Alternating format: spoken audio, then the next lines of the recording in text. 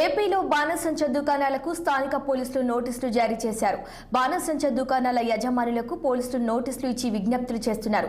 AP ఎన్నికల ఫలితాల రోజున బాణసంచ అధిక విక్రయాలు జరపకూడదని పలు దుకాణాలకు నోటీసులు అందజేశారు. ఆంధ్రప్రదేశ్ రాష్ట్ర ఎన్నికల కమిషన్ ఆదేశాల మేరకు అధిక మొత్తంలో బాణసంచ విక్రయాలు జరపకూడదని ఉండవల్లిలోని బాణసంచ దుకాణ యజమానికి నోటీసులు జారీ చేశారు. కోడ్ అమలులో ఉన్నందున ఫలితాల రోజున బాణసంచ పేల్చి కవ్వింపు చర్యలకు పాల్పడితే కఠిన చర్యలు తప్పవని హెచ్చరించారు సిఐ కళ్యాణ్ రాజ్.